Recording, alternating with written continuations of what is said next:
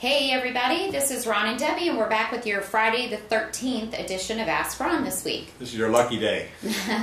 Okay, our first question, Ron, is from Jane Stoker. Hey, Jane. Jane's from Virginia. She says she's asking about cleanup. How much cleanup? She has viewed some properties recently that could be axe deals. However, before I could show them to anyone, they would have to be massively cleaned. All right, Jane, I'll stop you right there then. I don't clean up axe deals. I make the seller do it. If the seller don't want to do it, I don't want to do the deal. And I've never found one yet that wouldn't clean up their own mess because it's in their best interest to do so.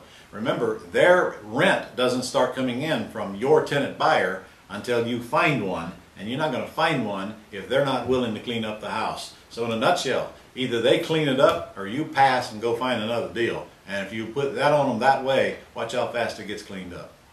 Okay. All right, next is from Arthur Hardy. And hey, Art. He says, when your head's swimming, you have so much information, it's hard to know where to begin. What is the best answer to, it's Monday morning, what the heck do I do right now?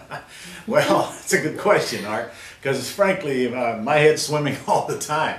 The truth is, you've got to have a system with step-by-step instructions on what to do, and honestly, it may sound self-serving, but if you haven't been to my quick start event where I lay that system right out in front of you step by step, then you're always going to be in a cloud trying to figure out what to do next. There are 5 steps to your success. I'm sure you've heard them. Locating prospects, pre-screening them, constructing and presenting offers, following up, and closing quickly. Those steps apply to buying, and they also apply to selling. In fact, they apply to any business. Now, when you break those steps down into smaller steps, it truly is a boom, boom, boom, boom, boom, boom process. So, I can't answer your question on how to do the entire business of buying and selling houses here on this short video, but I do have all that laid out for you, not only in my live event, but also in my courses that you can order. So, first step is always locate prospects. And then, of course, you've got to get schooled on how to figure out what a prospect is and what a suspect is, and then work only with the prospects and get rid of the suspects. And that's what's going to take me a little bit of time to teach you. Okay, next is from Daryl Todman. Hey, Daryl, where's Daryl from? Daryl did not tell us where he's from. Oh, shame on you, Daryl. Okay. Okay, he wants to know about the proof of funds letter. Since you offer a proof of funds letter, would you also provide the funds as a private lender until I'm able to find other lenders? You know your money is safe. I follow your rules. The answer is no, Daryl. Next question. Okay, next is from Lori Moore. Why is Zillow not a good resource? I heard Ron mention in the wholesaling course that Zillow is not a good resource for finding comps. Oh, it used to be a bad resource, then it turned into a good resource. So I use Zillow myself from time to time. I heard rumors that MLS is quit feeding them information, but the truth is, it really don't make any difference what website you get comps off from, as long as they are comps and they're true comps. Many websites, of course, they all have the same comps on them. Some have more, some have less. So Zillow's nothing wrong with Zillow. Just make sure that you're comparing apples to apples and never use their Zestimate. A Zestimate is an average. We don't use an average to arrive at comps. So if you understand how to look at your subjects or your subject and compare it to the ones that are sold, and if they are comps, they're comps. It doesn't make any difference what website they're on. Okay, next is from Hal Brown, and he's writing in about the 3.8% Obamacare tax. Do you know if the Obamacare tax will be applicable for real estate purchases bought and sold inside a Roth IRA? The answer is no, because the taxes aren't applicable to Roth IRAs, period.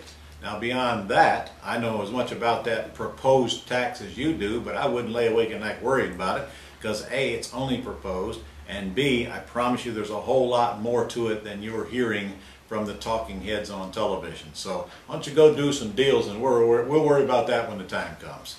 But again, if it's in your IRA, it's not taxed. Okay, great. Next from Joyce Seipert. This is regarding owner financing. I am working with an investor who has a home I would like to sell to an end buyer. Should I get the investor to finance it to me and I would finance it to the end buyer? How should I work this deal? Okay, well, first of all, you can't be putting seller and buyer together and getting a fee without a license. So you must have some contract from the seller. It's either a lease option or a purchase agreement from the seller, or an option agreement, before you should even approach a buyer. And then you can assign that contract, or you can sandwich it and stay in it. such as a sandwich lease option. Those options are all available to you, but don't be going out and putting these two together and collecting a fee without a license, because you would be violating the licensing law. Got to have something under contract.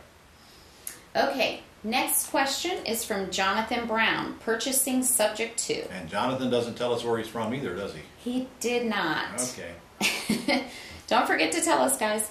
Hi, Ron. I have ran across a few deals that make sense as purchasing via subject to, and the owners were on board. But they mentioned that they would be buying another house either shortly or a year and such later, so I passed on those deals. Is there a way to purchase the houses as subject to and not prevent the seller from being able to qualify? The answer is yes and no.